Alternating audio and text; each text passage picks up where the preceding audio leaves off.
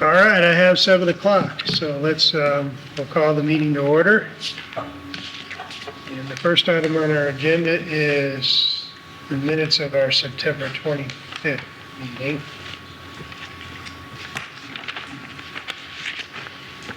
Want to get a chance to review those? Motion, we approve the minutes. I second. Any discussion? Questions, revisions? All those in favor? Aye. Aye. Anybody opposed? All right, so the next item on our agenda is to kind of kick off with you guys. Maybe it's been a while since we've been around the same table. So do you mind if we start with where everybody will introduce ourselves? Please. So by way of background, again, this is the Town Center Study Committee that was appointed by the Board of Selectmen. And I am Mark Fiorentino. I am the first selectman. Abby Kenyon, Director of Community Development. Eric Myers, I'm the Vice Chair of the Planning and Zoning Commission. Kathy Kane, I'm the recording secretary. Meg Bailey, and I don't think I said this last time, but I live in the town center, resident, and I'm an alternate on planning and zoning. And Marty Schwager, Chairman of the Development Commission. Just to introduce our team, again, I'm Frank Fish, I'm principal of BFJ Planning, and I'm Suzanne Goldberg. I'm a planner at BFJ Planning and project manager. Project. and Thomas Madden, I'm with BFJ. Well, welcome back, guys. Congratulations. We're looking forward to working with you. I think we have a couple of primary goals tonight. One is to kind of have you go through, I know you prepared a meeting agenda. We also, to the extent it's not included in your packet, kind of want to go through the project timeline and tie it. This committee meets once a month. I think Abby's talked to you guys about this, right? yes, Kind of tie the milestones to the extent we can to our committee meeting, so Right. we're getting feedback and we'll provide, give you guys answers from that. So we'll let you guys get started, go ahead. good. And Mark, I'm going to pick up right from what you said, and that is our housekeeping item for tonight was, there's one of us missing tonight, that's Jonathan Martin, who heads up our urban design, and he teaches on Wednesday nights. And it just so happens, though, I asked Abby that I think your next Wednesday night meeting is the Wednesday before Thanksgiving. So I was thinking it might be unlikely you wanted to meet on that Wednesday night. I talked to Abby about a possible other date, I guess, if this were good for you. I think, Abby, it was the 25th. It's the Monday before Thanksgiving rather than the Wednesday. Yes, and I think that worked for everyone except you're traveling. Yeah, I can't do the 25th either, just the 3rd. Oh, I got that reversed. Okay. Okay. But, I mean, if I watch the video later, I mean, I don't want to hold anything up. Yeah, let's do that, I think. So you would both be missing on the 25th? And I think John couldn't make the 3rd. So either way, it would be, Was it just, and you can't make the 3rd, right? It'll still be tried, yeah, so. okay. Well, let's leave that just a little bit up in the air. We can take that offline and we'll let Abby just confirm with you guys. Confirm, yeah, because what we're trying to do, of course, if you're moving it anyway, if we stay away just for this, by the way, he teaches fall semester, so fall semester is over in December, and, he's freed up then, so Okay. we're all set. But this one meeting, if, and we can, Abby, as soon as you know dates that are good, I can check, Jonathan, the one thing he needs to stay away from in November, because, semester's not over yet, is Wednesday. Yeah, So that's why I tried to see if the 25th were good. I mean, we're somewhat flexible. I just want to make sure that whatever date you pick, he can make. Because I'd like him to, we thought the next time we come up, it might be good also to come up a little earlier that day. And we were going to go around the site as a team. We've been around it already, but this time we've got a lot more information.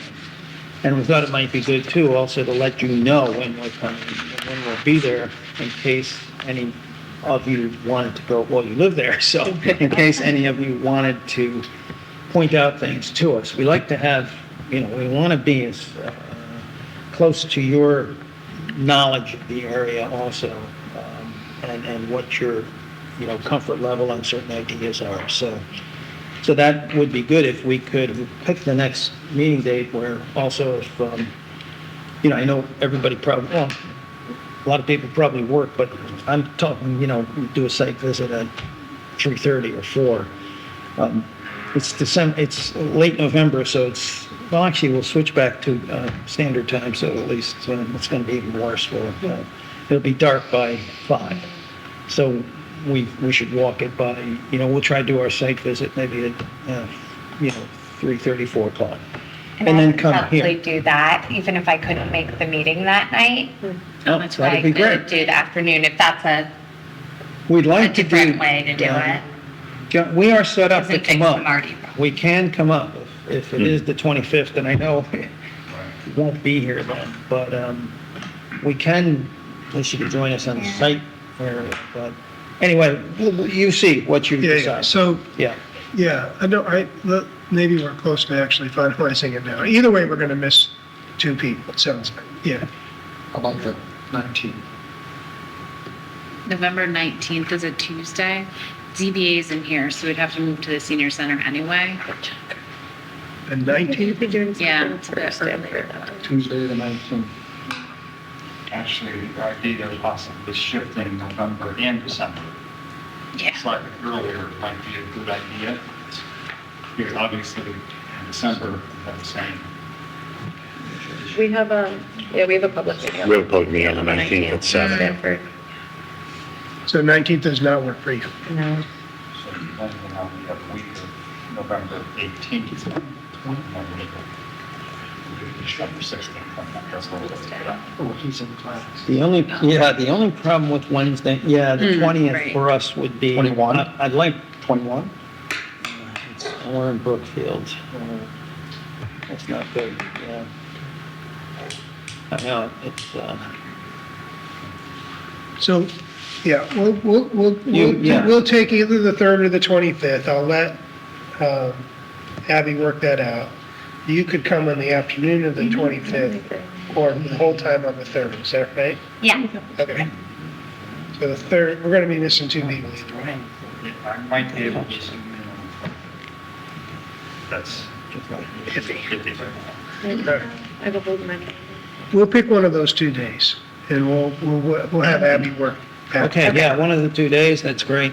And we'll come up early and, but by the way, we're gonna have a few of these meetings, so, if someone can't make one, we can. Yeah, again, ideally for us, you're taking your timeline and your milestones and you're building them around sort of our We are schedule. building them around, Yeah, each of the meetings, so that we have a product for you perfect. at each of those meetings. And for instance, we'll Thomas will go over later, the market analysis. We're starting that, Okay. and we'll go through that, so. And so you give me a perfect, again, Go ahead. way to get into the agenda. You say, here's the agenda on the second page, but, part of the very first thing is the timeline. And so maybe I go over that first. We're going to try to have some products for you on each of our meetings, so that, gradually as we get things done, and you review them, and this is entirely up to you, if you want to put anything online once you've reviewed. I think it's very important for you to review anything before it goes online, other than, right now, tonight, what you're going to see is mostly what's in our contract, and exercising the due diligence of going through existing conditions, and you'll see all those tonight. But on the timeline, what we're trying to do, and we'll put, we're gonna put some months on these, starting month one will be October. And so, what we've started with, in the timeline is we've started with review and evaluation of your existing, POCD, which you had mentioned to us. It's in the RFP about looking at what people had said about the downtown. So we're looking at that, and then we're started in on, you'll see on the field work, we're looking through demographics. We're starting the market analysis, and we've got information now on land use and development patterns. And also, we're starting to look at your zoning regulations, and in fact, I have a couple of questions for you tonight on zoning. Infrastructure, we haven't started yet, and we won't until we get into, that site visit and we'll probably have to meet with some people up here on water, sewer capabilities, that type of thing. And Thomas is going to want to, we're going to want to get land, we haven't gotten yet land ownership details. Thomas is going to want to meet with some of the property owners in the study area. So we'll do that. So at any rate, we will aim a product each time around a meeting. And Tom's going to go through the market study because he's going to be doing some of this work and next to be able to report back to you. And then Jonathan, who's missing, is started, and I'm going to go over his maps that he started on. Okay. But what he started with is just a profile of existing conditions out there, and we'll explain that when we get to it.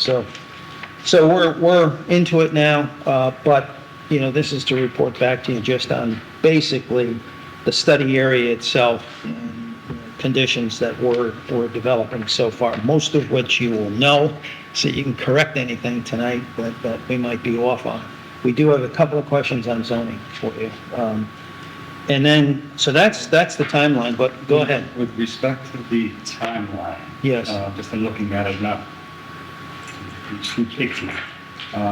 We have the rectangular shaded area at the top, which field work and data, Right. but it does not go past the tasks. So we have tasks that. Oh, I see what you mean. Tasks. Yes, nice correction. So It and should. that follows down on number 4 also. Yes. Number 1, you have, number 1, but number 2, you have lined up, okay. Right. And then the deliverable, you have, you would need to correct that one, or not correct it, but just move that possibly out to, we're probably looking at month number 4 for Yeah. the deliverable of the analysis and field work. Good point. We'll make those changes. And the other thing I'd like to do too is just so that we make this more meaningful, this is partly from, what we submitted. So we want to change month 1, 2, 3 to actual months, to month 1 will be October. So that we, we'll put dates, and as we meet with you, we'll put dates in and what's happening. Yeah, we probably want to try to avoid That's a review of right. a memorandum in 2 months. If there's something that's missing, I mean, the Yeah. thing we don't want to hear is with the exception of, Yeah. and then we're going to have to touch upon that Yeah. the following month again. Okay. To see what that is. And then the deliverables need to match down on the bottom also. We have project deliverables, I think you have 4 there, but up in the body you have actually 5. You see that? At the bottom project deliverables one. Got 4, we got 5. Okay. So We'll look at there's those. one that might be missing is it's either 4 or 5, the months are off or something, yeah. Yeah. We'll take a look at that. Okay. And the other thing we're going to take a look at now that we, have the start date, the contracts in place.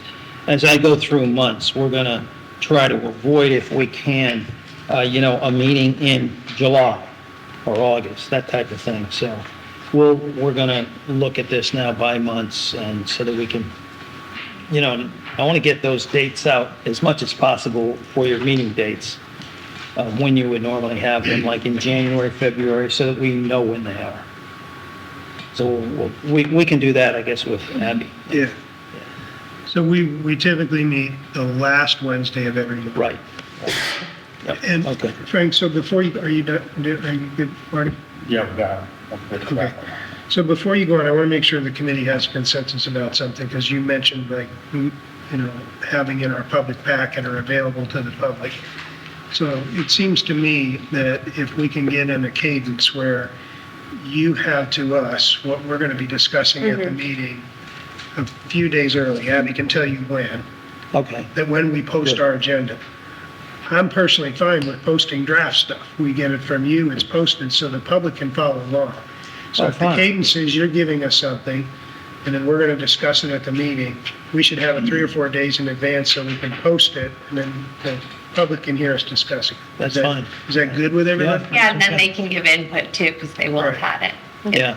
And what we should do on that then is, if the public is seeing it be at the same time, we'll put on a draft for discussion. Absolutely. Yep, yep, Okay, yep. Eric, you good with that? Yes. Okay. yeah, no, that's. You're good, Meg? Yeah, I think that's You good. Marty? Yep. Okay. That's good. So Abby can kind of give you, there's a standard deadline for her, what the date she Okay. will need it Great. leading up to the, Yeah, we can do that. okay, So sorry. Yeah. All right, great. And what I'm going to do now is just, we've got a few pages. We want to just make sure we interpreted this is not new to you, it's your POCD. I wanted to have Suzanne go through a little bit the goals for downtown our study area in the POCD, see if we've captured them fairly well. So that because one of the things, mentioned in the RFP was to make sure that we picked up on the POCD and not get into work that's already been done. In other words, POCD set some goals and strategies, and so we'd like to just review those, make sure that we're on board with them. So Suzanne. Sure. Thanks, Frank. So we took the goals specifically for the town center from the 2016 POCD, and just for our sort of thematic discussion, divided them into a few themes. Some we combined, but for the most part, they're the same as were in your POCD. And so the first one, focusing on transportation and accessibility, we saw a desire to study traffic flow within the center, improve pedestrian access, and we noticed that there was a goal specifically looking at senior citizens who reside within the area and services and access for them. And then linking businesses that are separated by state routes 10, 20, and 189 with sidewalks and crosswalks. So those were all mentioned specifically in the POCD. We saw also a desire for a dynamic and mixed-use area that benefits both residential and business communities within the town center. So obtaining a greater mix of new housing units. There was a mention specifically of multifamily and rental units. And then also increasing the number and variety of businesses. And the POCD pointed out a specific need for restaurants in the town center. So Suzanne, before you go on, Yeah. On the mix of uses and Yeah. obtaining, one of the things that I hope you guys will look at, so we had actually significant change. Yes, since the POCD, yeah, in 2016, yeah. Especially in that area. Yeah. We've added a significant number of rental units since that was drafted, so. And restaurant. Yeah, you guys would have a better feel for that. So we have more restaurants than we did back then as well, too, so.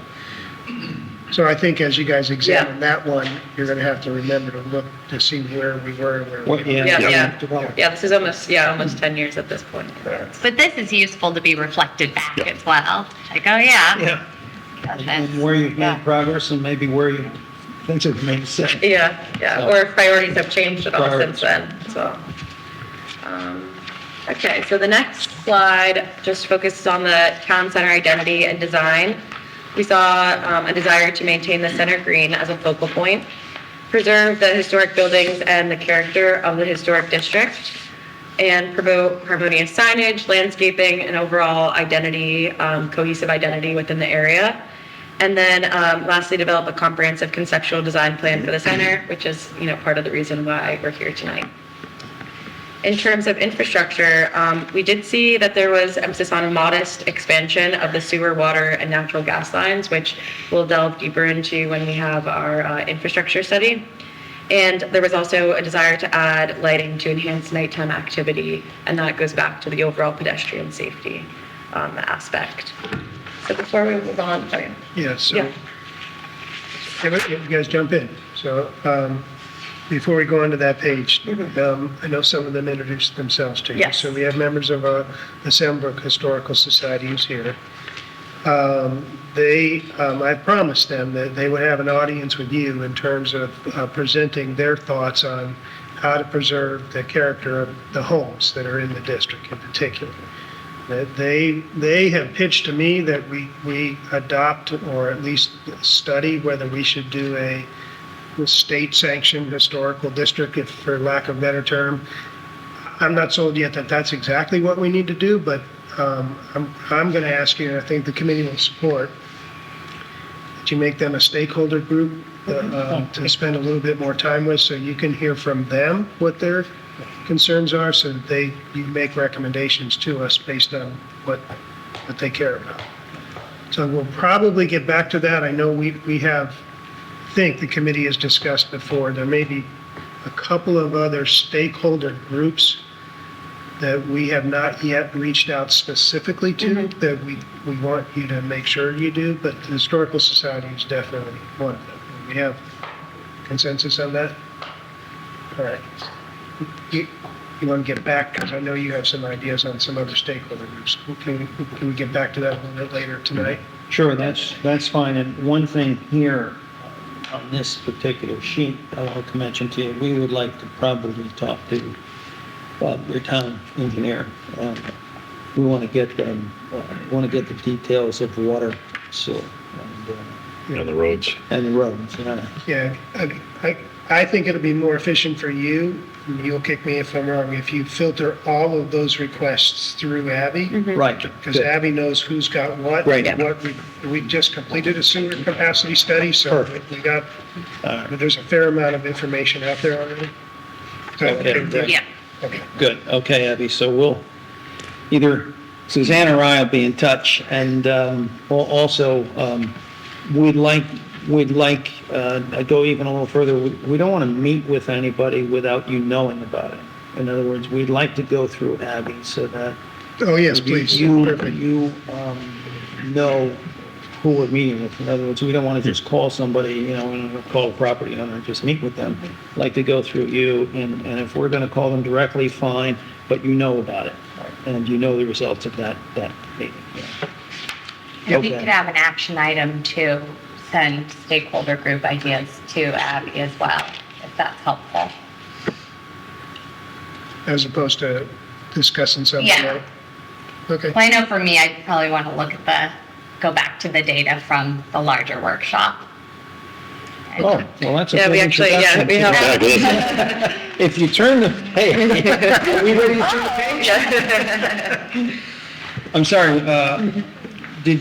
so we'll come back on if they We're want. going to get you their contact information. Okay, great. Yep. So I have a list of all their email addresses and phone numbers, and then we're going to turn you loose with them and ask you to, treat them as a stakeholder group, go off, meet with them, listen to their concerns, make, wherever it fits in the agenda, wherever it fits in the project timeline.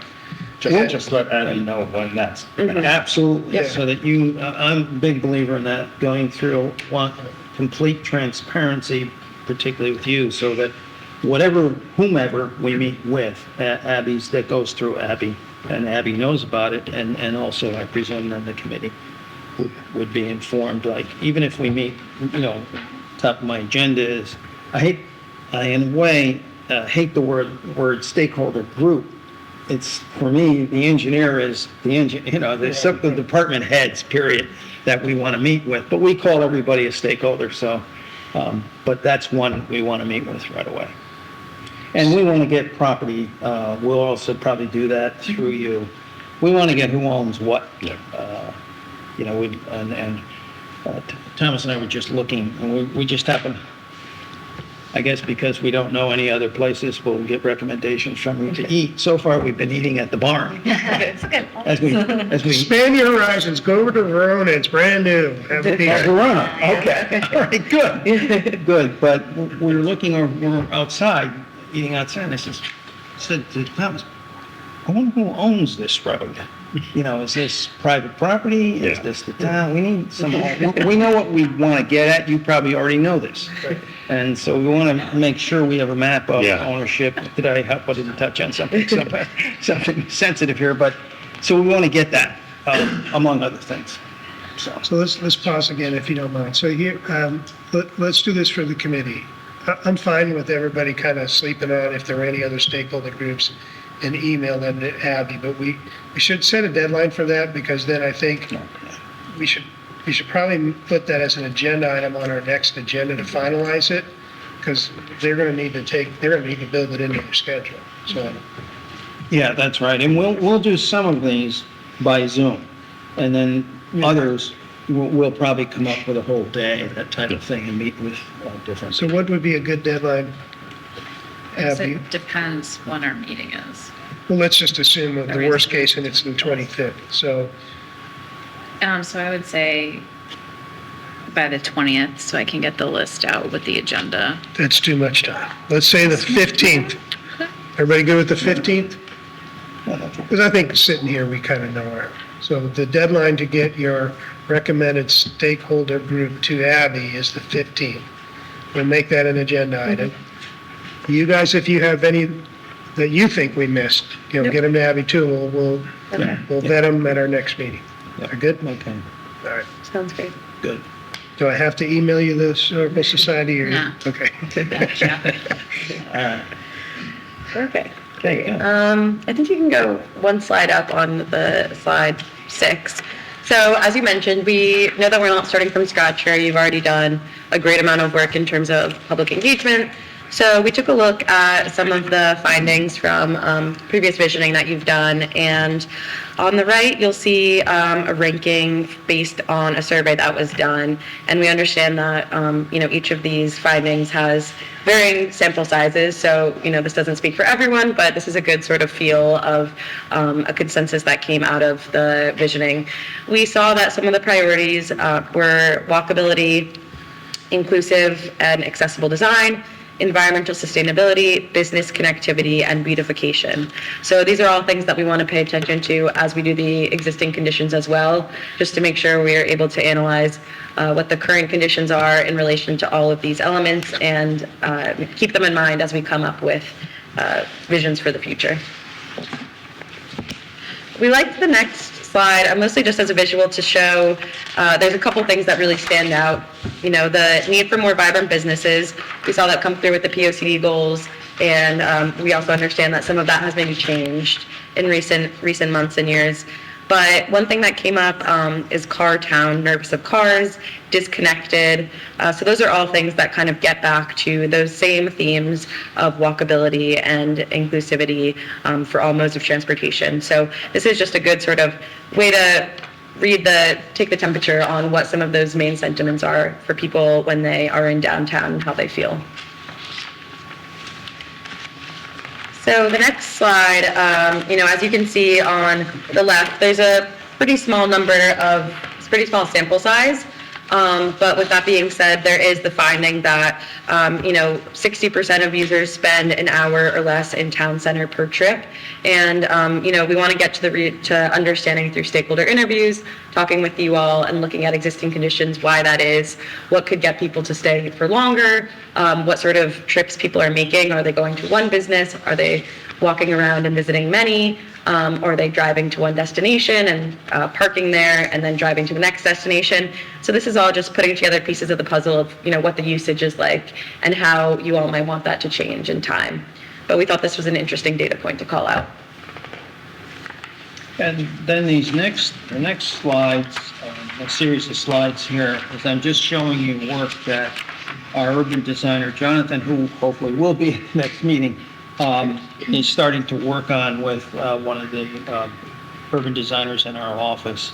And what this first one is simply the study area, just on showing all the buildings here, all the asphalt, impervious parking areas, roadways, parks and open space, but basically the Granby Center study area, because we want to make sure that we took this out of the RFP, so that I think it's identical.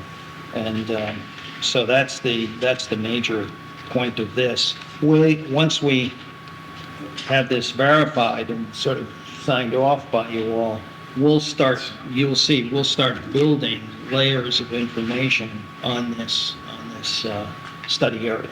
So, for instance, the next one may seem very basic to you, but we think it's an important map just to show the obvious about roads, and that is the major roads you don't control. They're conduct, they're state roads. And the other thing we mentioned to you at the last meeting was they've just also, by just, I mean the last few years, the state's just put in millions of dollars. And what we found with dealing with them in other parts of the state, they recently said to us, wait a minute, we just did this improvement. I forget the town now. It said, we did this improvement about 6 years ago. And it was clear to me, they had no intention of coming back. I gave you an example in Orange, Connecticut right now, where our old plan, the old plan in Orange, has sidewalks called for on Route 1. And now the state's getting to improve Route 1, but only in a section of it in Orange. The other section's been done with no sidewalks. We're trying to say to this, we want to say to the state, well, can you extend it from this new section with sidewalks, can you extend the sidewalks? So far, that answer has not been positive. In other words, if they put a lot of money into something, they're not going to come back and easily change it. And I think you're in that situation here. They put a tremendous amount of money into this. I don't know how they feel about how it's working out.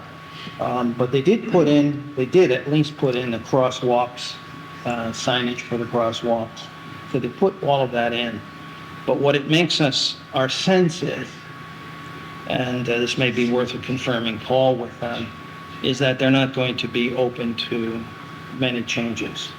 I have one in my mind already, but it's purely drive out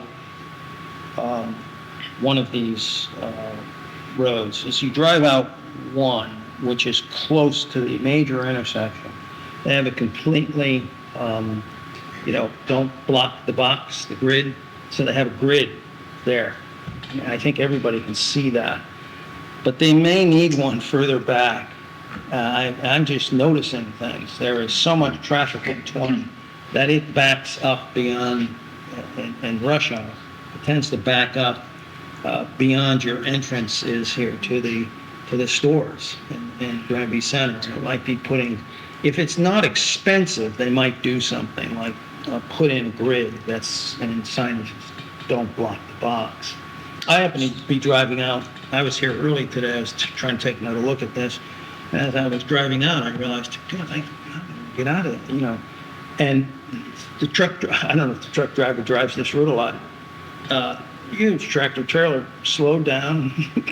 Guy was, just waved to me, and the other person stopped, so I could just come out. And this is sort of your major local road here in front of the supermarket. How did you come up with the labeling of principal artery and minor? Oh, these are state designations. Yeah, this is These are state This is just a state designation. By the way, I think if we do this map, for the report, we may want to just put in state roads. Yeah. Because the designation, I think, Yeah, explaining it to people is between, principal arterial and minor arterial might not be worth it. Right. They're just, all we want to do is have maybe Route all, 20 in our view is not minor. is not minor. Yeah, By the that's a way, good point. I agree with you, because, and I knew that when you saw this, I don't necessarily agree with, and we sometimes are on the other side of conduct, and this is another example that I don't, and we will get this information, they are basing this sometimes on where a road goes, and also what they call the AADT, the average annual daily traffic on the road, which they have, of course, for these roads. And that's how they determine. But to you locally here, what counts is these are state roads. So that's all, we might show it that way, rather than get into the this is a subtle differentiation, but it's not ours, it's the state's. Yeah, we're just reflecting. I can almost bet that there's more count on Route 20. On Route 20. I downloaded that data, so we could, yeah, we could We'll take a check look. that Yeah, day. it goes out. It's how you get. Yeah, we'll Yeah. just call this all state roads, I think. And we can add on the average We'll daily trips, put yeah. the average daily trips right in for you. We got the data. So, a couple thoughts, and we'll take a break, anybody else, just before I forget them. We had to fight to get the existing box painted on the road. That wasn't easy to get them to do that, so Yeah. good luck getting them to expand it. The sentiment I hear from, when you get ready to make that call, what could they do? I think there are a couple of relatively easy things and inexpensive things for them to do that we're going to have to convince them to even consider, which is the timing of the signals is not right. The people sit at that intersection for way too long. And the crosswalks are beautiful, they're wide, unusable, because it takes you 10 minutes to get all the way across the intersection. Yeah. They don't cycle those lights in a way that protect the pedestrians. So my 2 cents is make sure you talk to them about that. And those, to me, seem like relatively easy things to look at least. Now, there may be engineering and traffic things that you got to weed through, but. And then while we're on this map, I just want to remind you also that the town center study area from the RFP is actually broader, but this is the primary focus area. And that's going to come up again and again, especially with these folks, because they're in the broader area for the most part. So I get what you were trying to designate here, but just the study area is a little broader with the primary focus being what you highlighted here. I wonder if you could visually communicate that with a different line, like Definitely, further out, yeah, just so definitely. people We could. could Context, yeah. Let's do that. Yeah. Because I think well, not a lot, a key component of the whole thing will be, okay, we focused, the focus area, we've got the standards, but we got to make sure it ties in with the larger area and that we haven't forgotten the Yeah, larger we'll do area. larger area. You might have seen that in the user input too, where it was like different shading. Yep, yeah, It goes yeah. out, Okay. so maybe Yeah, we can do a larger this area is now. probably a better way because it doesn't shade on top of it, but yeah. Yeah. Definitely doable. Yeah, we're sort of in fit, Ryan, I like to see, I'm a believer in simplicity on the maps, one at a time. It's like, Yeah. here, I'd rather have these roads rather with the state designation, rather not have the state designation, have everything in dark blue that's state. Yeah. That's what they own, and the public can understand right away that is very hard to change. Yes, very hard. It creates almost an impediment, it's a constraint on what we might end up liking to do. And for instance, just the 2 things you mentioned, signal timing. It sounds easy for them to do, but when you get into the details of a complicated signal timing like they have, it's going to be an internal effort for them. And I'm not saying they shouldn't do it, they should, but they will. And the crosswalks, I can tell you what they're going to, we've been, but I'd rather wait. I'll wait until George Alcamar will be, hopefully, at our next meeting and our site visit. He's our transportation engineer. And of course, he will love to hear what you said. George is very focused on pedestrian and on complete streets and on sidewalks. But the state will say, the more time you give the pedestrian on that crossing, that means there's less green time at the intersection for the cars. And that means the backup, particularly on 20, and particularly coming from Bradley, coming in from the east. That's going to be one of your guys' biggest challenges. If we're going to Yeah. make this area walkable, We they've gotta- got to fix the cross times because Yeah, it's they do. not walkable. It's not walkable, right? Acknowledging that our main pedestrians are middle and high school students there makes it even more important that we More get that important. timing right. The timing We have right, young yeah. people. Yeah. By the way, I'll relate both of these to George when we do Yeah. the transportation write-up. George is, Suzanne knows this, Thomas knows this. George is he's by the way, there's Jacques Mar, he's from Luxembourg, and he brings a certain, he's an American citizen and everything, he's been in this country for 40 years, but he brings that sense of Europe, actually, and he loves walkability, and you will hear, I will guarantee this, don't have to prep him at all. As soon as he sees this center in detail, he's going to say, why do you not have signs that say park once and walk? He's going to, because he's done that in a couple other communities. So he will be with very much, Mark, he's going to like this. Okay, well, I didn't mean to, but, No, we are Yeah. interrupting you, but. no, Yeah, this yeah. is a One good, last feel thing. free to do that. You may want to consider maybe on the day you come, coming a little closer to when that influx of students comes down, if you wanted to just kind of Yeah, I wonder map if what's we- happening there, because More like they'll give 3 you info o'clock? about that. That's It's like too late, 2:30. They get out at 2:20. they're usually around like 2:40 kind of flooding down. Okay. I think they get out at 2:20. They get out at 2:30. I think they get out at 2:20 and then they're milling around, they're doing We what can high try school to kids come do. and up, then we can try to But come it up gives you a earlier. really good idea of the behavior mapping, because that's most Yeah, pedestrians yeah. kind of at once. That makes sense. Okay, all right. That's one behavior for walking. Yeah. We also have a morning behavior where there might be some seniors that are walking from the Stony Hill Village or. And dog walkers. Dog walkers, yeah. It's not just this one. The first guy over there, gray-haired guy with the checkered shirt, walks his dog every morning and he lives in the center, so yeah. Oh, He okay. could give you the morning pattern. Yeah, My life every day. And then most things close at 9 p.m., so your patterns kind of wrap up. they wrap up, yeah.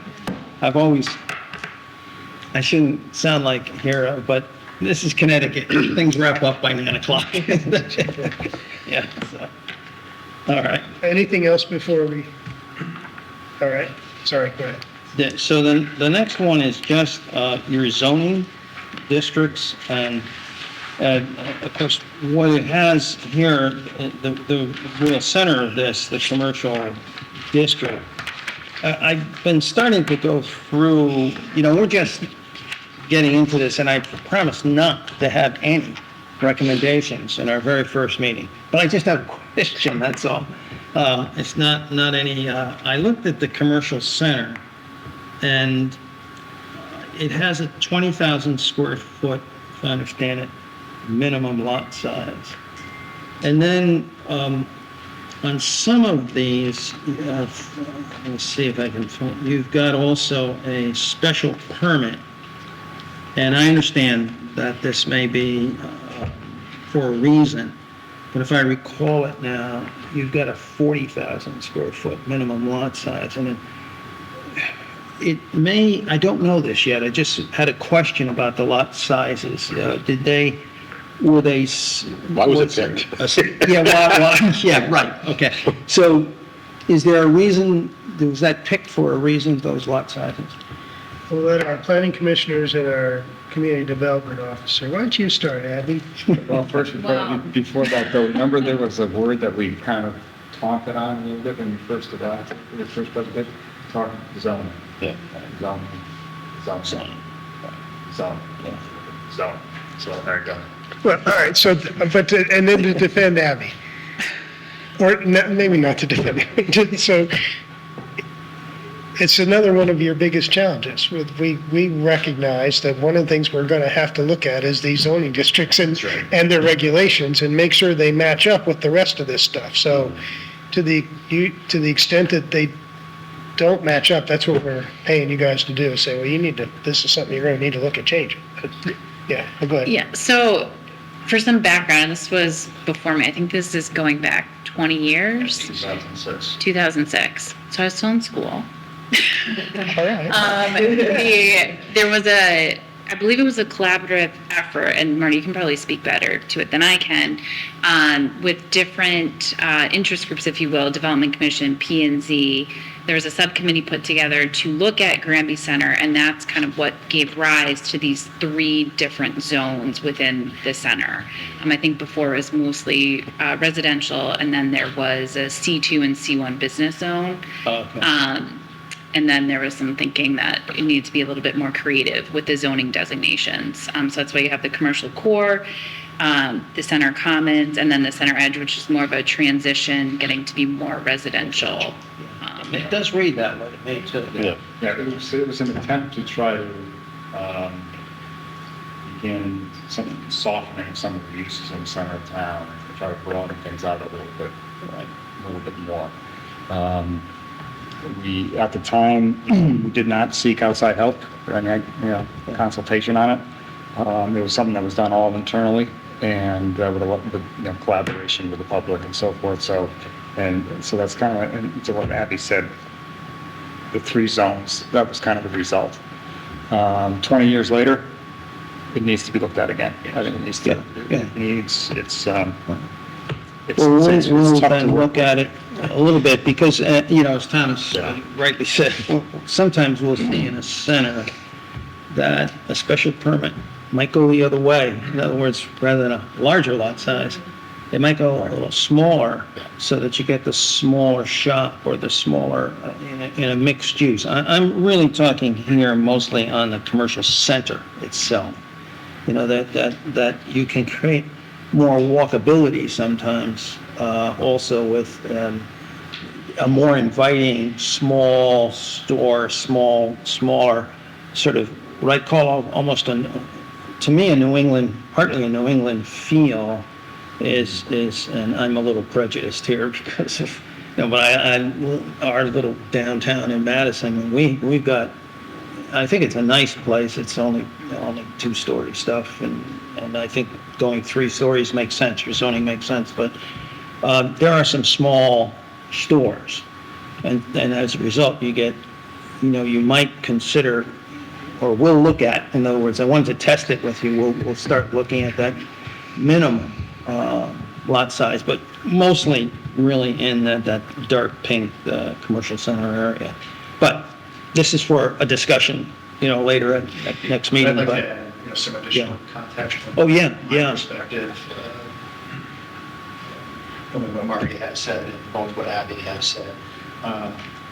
Marty said during the presentations and the RFP zoning. We're interested in hearing about what your opinions are about our zoning. And I know you had made it clear as part of the RFP and your proposal, the work that you're going to do doesn't include rewriting our zoning code. Yeah. I get that.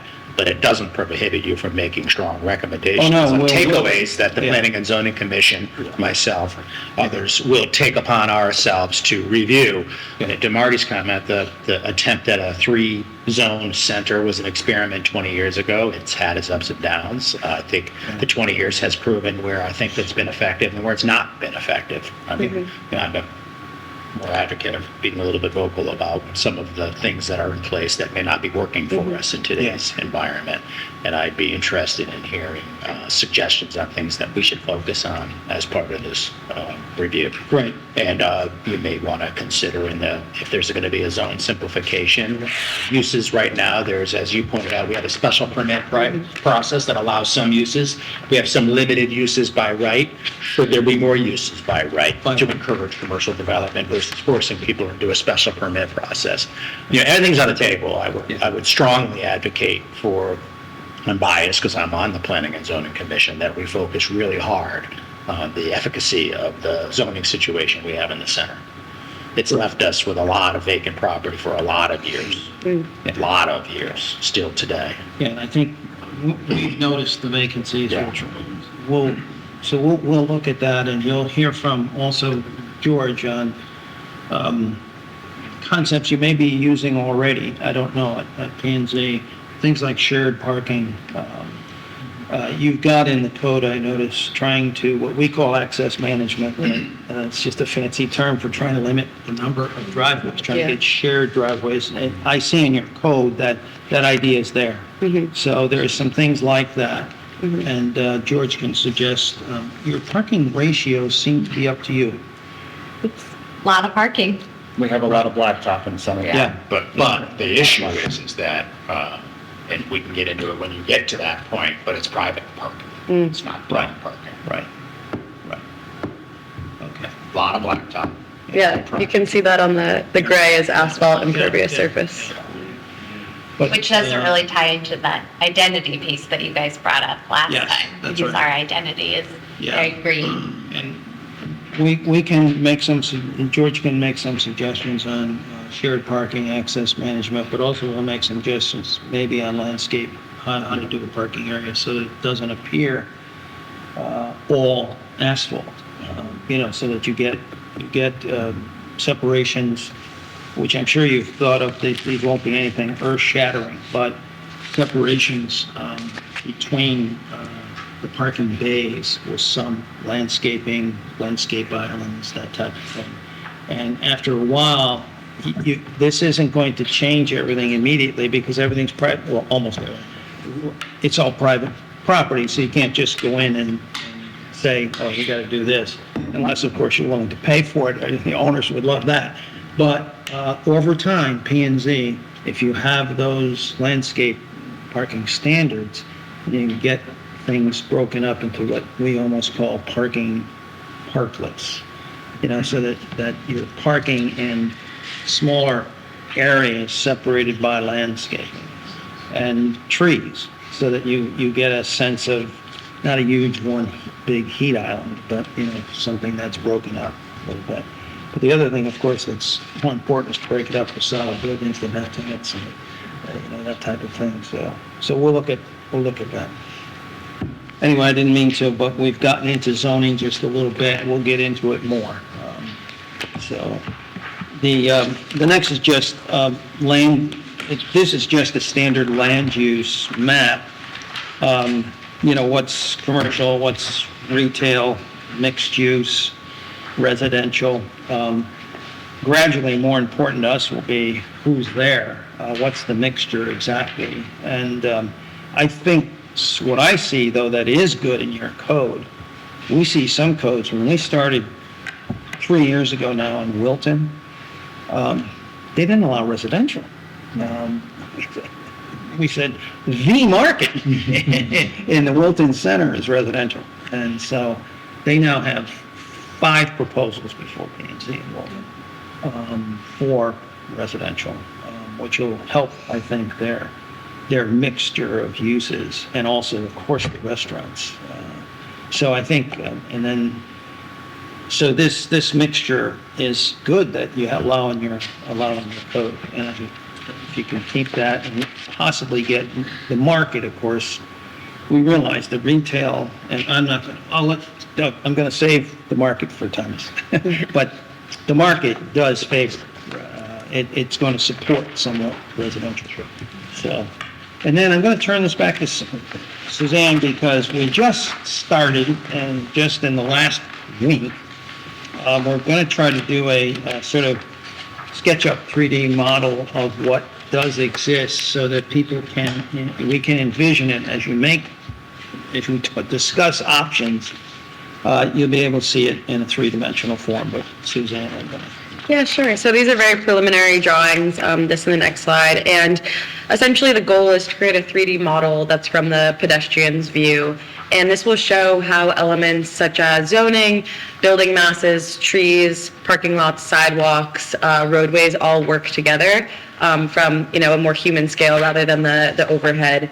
The next slide, just building off of that, the intention of the 3D model is to visualize how the various building typologies, which we'll talk about in relation to zoning and building mass are interacting and where the impervious surfaces are on each parcel, where there's green space on each parcel, and then also how buildings interact with paths and roadways and parking lots. So that'll be, and public space as well. So that'll be an interesting exercise to show a little bit of a different, more pedestrian perspective to the overhead land use and zoning mapping. So this is a work in progress, and we'll have an update at the next meeting on these 3D models. And that's the one that hopefully Jonathan will come also. The other thing I just wanted to mention as a transition, if you look back at your POCD and the desire lines in it that Suzanne went over, and, walkability and a lot of things there. One thing was not mentioned highly, or not mentioned that we saw very much, and that is market reality. What can actually be built so you don't end up with vacancies? And that's why a very first step here for us is Thomas is starting the market study. We want whatever we produce to be realistic market-wise, that, it stands a chance of, you go to, the developer goes to the bank and they say, we're not going to finance this. Or, the developer just says, this doesn't work for me. We want to get a sense of marketplace in it. So Thomas has got these last discussion points. Thanks, Frank. So really the objective of the market study, and this is the thing we're going to hit up first and foremost, because this is really going to give us the information that we need as we start to look at any type of design considerations. So that's why we're doing the 3D modeling and everything else. And so as you start to come to the very end, we can start propagating that model with what we've learned from the market, and then basically the residents be able to take a look at it and go, oh, okay, either I like this or we can move this around, and you get a really good perspective. But we want to just look at the local economic conditions. So like I went by the brand new apartments that are being built over there, it looks like they're leasing up very quickly. And that's what we're finding in a lot of places within Connecticut, is because there is a huge demand for housing. And it's interesting because what we're finding is we're getting a lot of seniors who are now taking up that housing. They're selling their houses, but they don't want to leave the area. But they don't want to take care of a 1,500 to 3,000 square foot home anymore. But they have, say, their church is here, their doctor's here, their friends are here. They got a couple favorite restaurants that they like to go to, and that's where they want to try to stay in that area. So what our key focus areas are is we're going to look at the retail, commercial, and the residential market assessment. So those are going to be 3 separate reports. Basically, we talk to the real estate agents, we talk to some of the local businesses, especially like the grocery stores, things like that, and some of the smaller businesses. And again, it goes back to that time of day as we were talking about those behaviors, specifically trying to figure out those patterns. So like when we were at, the barn tonight, I'm like, oh, this looks like it's probably just a one-turn type of night, so everybody comes in and done. But I said, I suspect on a Friday, Saturday, you're getting 2 turns of the tables in there. So again, how do you bring people down during the week and at different time periods to look at that? We're going to look at the growth opportunities. And again, I think Frank sort of pointed out some of the stuff within the zoning, because we were talking about that and going, why was it 20,000 when it may not make sense, and it may be stifling opportunities that we move along there. And then as well, you need to take into account the impact of the region around us. And so basically, what is everybody else doing in our other draws, other places that people are going to from Granby here to other places around? And so how do we try to bring some of that back? Or how do we bring people from around the region back into Granby as part of that market analysis? So we look at our local and regional trends. We do a household composition. So basically we give a profile of, and typically what I do is I do a couple different profiles. Here is Sue. She is married with, a couple kids, and this is typically the medium income that she has and what she's looking for, things like that. And this could be Bob and his wife, and there are the seniors now, and this is sort of what they're looking at and what they're sort of looking for. So we put that together. We do the household compositions, the ownership, rentals, and then looking at the future housing market and demand. So again, I'll be reaching out, Abby, to you to talk about, I need to get the building permits over the last 10 years. And then as well, I'll be reaching out to some of these developers to talk to them about what they're seeing in the market. And, if they were to come in here and look at the Granby Center as potential for development, what do they need to make this happen? Okay. And so that way, it helps really tell us a little bit more about the zoning and what they're going to need to be able to do it, because the rising costs with the interest rates and construction materials right now, I'm doing work right now for the town of Fairfield because they're trying to increase one building downtown from 10% to 20%. So what incentives? I know incentives are like a dirty word with a lot of municipalities, but sometimes you do need to offer incentives. And so you will have to have that discussion saying, hey, are we willing to give incentives? If we are, well, how long do we give these incentives for? Is it incentives just to build affordable housing within those units? So if we have a 10%, how do we get it to that 20%? Things like that. So again, we start to work through some of those costing, for building out the construction. Everybody thinks that a lot of these guys are making tons of money. They're not making any money at all right off the bat because they have their construction loan, and where they really make their money is when they finally sell the building. But you got to have all of that money coming in, and most of these small developers around here, especially on smaller projects like that, you're taking a joint venture that comes in with you. So they've got to make so much money as your joint venture, because I'm not, I suspect that's probably 85 to about $110 million to build those apartments over there, roughly. So just looking at the number of units and everything else and the construction that they're using, like I said, that's basically spacing it out. So you got enough rent coming in to help to maintain that construction all along. And then lastly, we look into the evaluation, just the vacancy rates of your retail office, and if there's, in there, and then again, the property sizes. Taking a look at that, and then really getting that insight from the local real estate brokers is really, really important, because they've got the ear to the ground on a lot of this stuff. And the real estate agents, they will tell you everything, what they like, what they don't like, and what the market is really looking for, because those are the ones these are the people that are selling the property. And if they can't sell or rent that property, there's things that may need to be changed for them to make it a much more attractive place to bring that business in. Lastly, like I said, the demographic social profile, we will then move into projected housing developments and demand drivers. And so basically what would be the impact on your property taxes, and then as well school enrollment. So we find with a lot of the multifamily, it's not a lot of kids. And again, that's another misconception that a lot of municipalities have, is if we build this multifamily, I've got this great school district, that everybody's going to be moving in. It's really actually not that case. I had a development when I was in Greenberg. We did 475 units. The modeling said it was going to be probably close to about 121 students in there. It turned out to be 33. That was it. So again, that's where we look at it. And this sort of gets into a little bit of, like as we said, talk about projection, is we start to life cycle, is what we call it. And so basically the idea is to be able to attract people into Granby. We get them into the apartments, it's kids coming back from school. They love the area, they want to get into that housing. And then as someone moves out of their house, now they have the opportunity to life cycle into that house. And so you're basically building in your property market by doing that. And then lastly is just getting that community feedback from everything, just to double check. So like I said, it's going to be the report gets a little wordy at times, but it will give you a really good idea. Then that will take all of that information just on the demand and what people are really looking for, and then start to move that into the design and looking at the design. So Abby, you'll hear from Thomas soon. Yeah.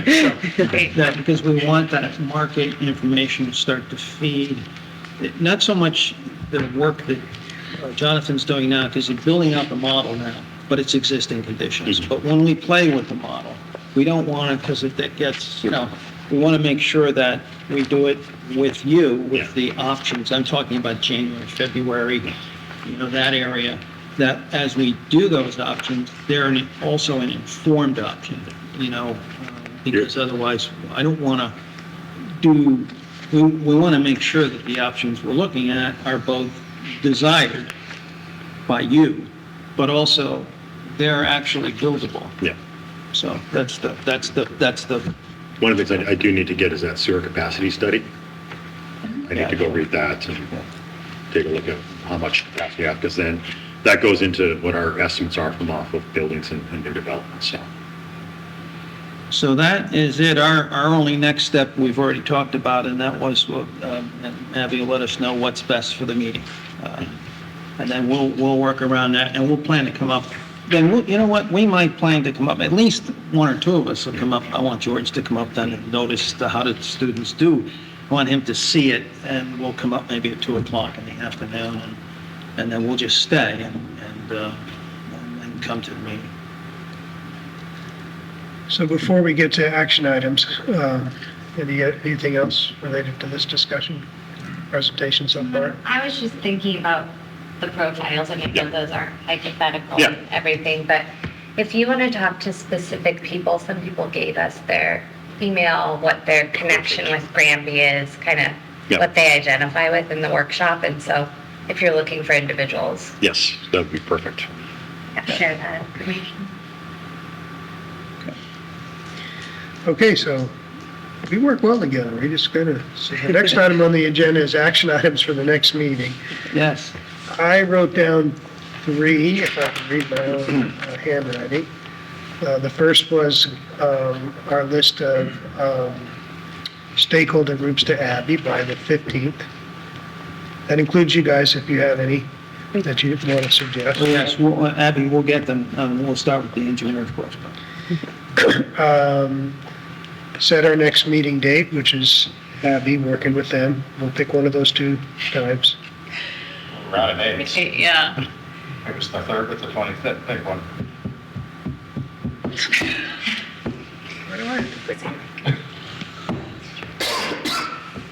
Which do you guys prefer? The We 25th? do prefer now, we do prefer the 25th if we can do it. Done. We'll go with That's the great. 25th. Yeah, that's terrific. We'll cross that off the action item. Okay. And then Abby, you can connect anyone who can do the dating. Yep, we'll see him tomorrow morning. We'll see our designer tomorrow morning. We will, If I mean, we will freeze that. Hey, You said you were. it worked before we lock that in. I gotta make sure that, because we won't have a quorum without me, right? I better make sure that I'm ready for it. And that meeting will be in the senior center because Board of Finance is in this room. So we'll just have to figure out technical capabilities over there, depending upon the status of implementing Zoom. It's good. There. And if we have anything to present, we'll send it at least 3 days in advance to you. Yeah. Is it 3 days? Is that? It'd be helpful. I mean, I'm actually out Thursday and Friday before. So yeah, the Could you- Wednesday before. would be Wednesday good. before, Yeah, okay. definitely, yeah. Send on the 20th, great. All right.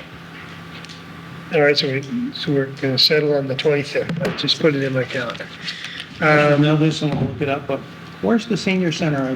It's right behind us. Right behind us. Yeah. Yeah, And we'll be in the large meeting room over there. Great. Okay. you better reserve that. I did. Okay, Yeah, I'm not sure about the tech setup because they're working on that. okay. So I also wrote down for action items is you guys are gonna do some revisions to the timeline. Yes. Yes. Yep. Any other action items? The stakeholders. Yep, we're gonna have our list of Yeah, stakeholders. list of Yep. Yep. All right. So, sorry. Go ahead. So behind the scenes, I'll send you the sewer capacity study or the flow study, so you have that. Is there anything else you need from me? Yeah, one thing that would be great is any GIS files. I know that you have an online GIS map. We got most of our data from the CROG, but it'd be great if you have anything more up to date. So I had sent you a couple of shape files. Did those not go through? Sometimes they get No. hung up in our, okay. But I can follow up. Yeah, I'm not sure. It might have been our email end. I'm not sure. Yeah. We have been having, at least with many. Yeah. It Yeah. might be just partners in the front door. Right now, our IT department has put on more security. And I find just with past attorneys I'm working with, suddenly I find them in my junk mail and I've got to check that. Okay, I can double check. Yeah, sometimes We'll double attachments. check. Yeah. And I'll, Double check. yeah, I have had issues though sending it to other folks, so Okay. it could also be on our Alright, end. yeah. But I'll try and resend this and I'll follow up with a regular email, so. Okay, no perfect. attachments to see if it goes Okay. through. I'll keep that in mind. Sounds great. So with respect to the timeline, you're going to make some revisions to it for Yes. the next meeting. Yes. I don't know if we talked about what some of those revisions are going to be. As far as 10 months, we're sticking to the 10-month plan. You mentioned possibly a month of July. or I might something, want or- to, I'm going to try to, well, I'm going to see what, I want to like to have all our meetings and any workshops not in the summer. So I want to make sure that we don't do anything in July other than, other than deliver a final report type of thing. That's the only thing I want to be sure of on the timeline. What's your concern, Marty? Because if we were to start month number 1 in October or November, then we're looking at July or August of next year with being. Yeah, in other words, I want to get that, and this is fine, this is not a change as much. I just want to make sure that that second, the green at the bottom, those are presentations. I want to make sure that presentation is definitely, it is in June now, the end of June. I might want to move it to mid-June so that we have it before school gets out. Otherwise, we get complaints. See, we didn't know when we did the timeline originally, we only put months 1, 2, 3, 4, 5 because we didn't know when we would start. Right. So but when I realized month 10 would be July, that's okay for a meeting with you, or, okay to submit our final report, that's fine. We'll keep it at July, but I want to make sure all our meetings, that public meeting, that green square in month 9, it's at the bottom of it's under meetings. Might want to move that slightly by 2 weeks from the end of June to mid-June, so that I find in doing anything with the public, if we can do it before school gets out, it's kind of ideal. So it's not a major change, it's just it's just being aware of, and then I'll put dates on this because obviously we don't want to, we won't be meeting around Christmas or New Year's, but we'll try to avoid any holidays or anything. Right, and obviously this is a working document. Oh, yeah, it's a working document, Things are yeah. gonna move a little bit. Yeah, we can move, yeah. And you have the public presentation and hearings, you have two scheduled, those are purely presentations, not. We haven't, by the not way, engagement. those might be more interactive. We haven't discussed them yet, but, because they're a little bit out there, but we will discuss them with you, yeah, Okay. type of presentation. Right, because the last one really is going to be presentation. Yes. Because Yes. Last time, we don't want any more public engagement. Yes, because no, you that's can't- right, yeah, it'll be a presentation. Yeah. Okay. So like the March one might look like showing them what you have so far on the 3D modeling and getting feedback. Feedback, and then you can apply that That's right, feedback. Yep. that's right. The first one definitely will be, and You we'll. can manipulate the SketchUp Yeah, based on yeah, that. Yep. based on that, yeah. Yeah, Yeah, just so, I'm I personally am comfortable with that because I think this is gonna move around a little bit. And, even if you move to mid-June, you're not gonna avoid the kids being out of school, because unless something goes wrong, their last day is mid-June, right? is it now? Yeah. Like Yeah. June 13th then. Yeah. That's early. It's gonna be the second, yeah. I used to say at the university level, that this has nothing to do with public schools, it's just the university level, the more you pay, the more the student pays, the fewer days they're in class. I realized that at Princeton University, I spent 6 years, I said, how do they pay me this kind of money to spend 1 day at Princeton University? And I said, there were no classes in June, of course, and there were no classes, they got out well before Memorial Day, and they started after Labor Day. It's unbelievable. Okay, so we'll kind of keep an eye on that, but my own personal view again is, we've been extremely methodical in this process. So if it ends up methodical, meaning it took us a couple extra months at the end of this to get it in front of the public, I personally. All right, so if there's nothing else on action items, we'll go to the public session. I'll get to you guys in a second. Catherine, is there anybody on Zoom? Those glasses don't work. I mean, Shirley's on Zoom, but Shirley, do you have anything you want to say during public session? Take that as a no. All right, you folks have anything you want to say? Come on up. I had a question more for you. Bill, do me a favor. Come up and just sit at the table so the mic picks you up. That's right. And I'm going to introduce him, Thomas Manning. So, the question I had. Yep. Nothing to do with historic properties. In towns you've worked in, what do you see happening to old historic homes where people are, can't sell them, where they're falling apart or sitting on the market, that sort of thing? We've got that in Granby. So Town of Greenberg, we actually did a historical tax credit. And so any improvements you actually did to that historical house that was registered, you would not pay property taxes on it, and it would be a phase-in over 10 years to help offset those improvements. Good idea. And so we were very successful in preserving a lot of the older homes that way. Another one is you could start a housing fund, a historical housing fund, and typically you fund that out of your budget every year. They could put so much money in, and it helps offset some of the up because roofs and everything else are starting to go. And if you've got old people living in the house, they may be on fixed income. So again, if you don't want to lose those houses, and I'm not suggesting putting that into your budget, but this is what I've done elsewhere. Yeah, I already got the evil eye.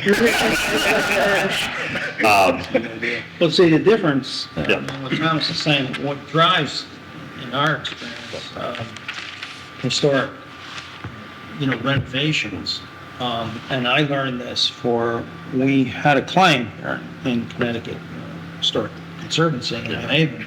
Yeah. And when we did for them, they wanted to see what was driving historic, the development community. And so we jointly picked 3 different buildings. One was an old hat factory in Danbury. One was I was coming up today on Route 8, and one was in Shelton. That was an old school. And then one was an old retail building in what is now in Norwalk's called, Zona, Washington Avenue. And I found in each of the cases, we had a very good economist, financial pro forma guy. And in each of those cases, it was the historic tax credit. Yeah. And that was my first experience with a credit versus a deduction for your taxes. The developers, that credit on your taxes is reducing your total income amount. So it is a very valuable tax credit, which drives historic preservation, but it doesn't apply many times. What Thomas is saying is it doesn't apply to residential, a house, a single-family house. So there needs to be something at either your level or the state level to sort of fix that gap, if you will. And that's where this type of approach. I'm happy to share some of the work that we did on that.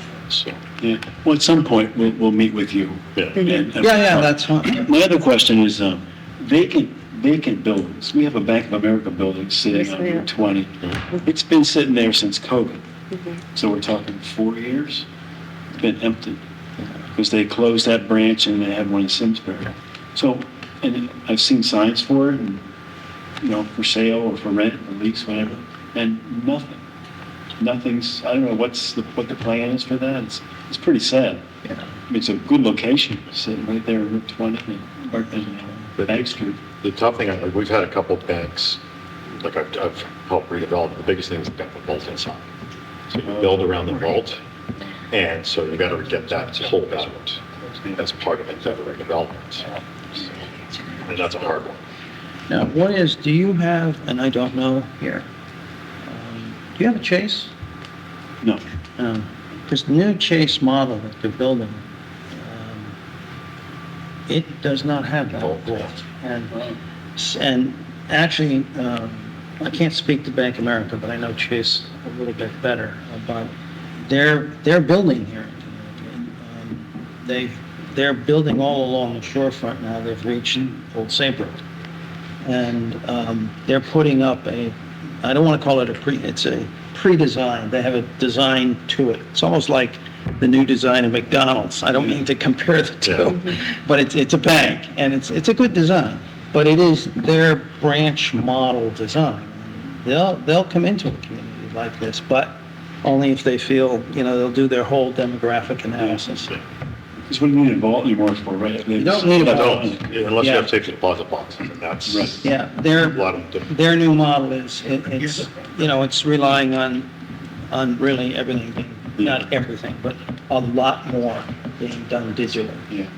And my other question is, you probably know, in the shopping center, there's a store, we've been in town 18 years, that corner lot, right? You can see it from the barn, the back of the building. It's been vacant for almost 15 years.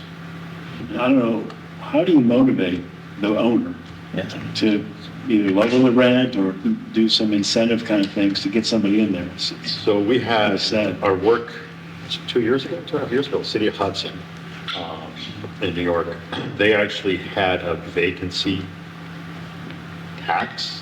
So basically it was an incentive program to start doing that. And I know in Stanford, we were looking at that as well to encourage the use of vacant buildings. Because sometimes what happens, you may have a property owner who has that building and they're actually just using it as a tax write-off. So by not getting that rent, and they'll then come file a tax surcharge and drop everything down on it, but they're taking that as a loss against other properties. So. Anecdotally, that's what we heard is going on in that particular center here in town. But anything else, Bill? That's it. All right.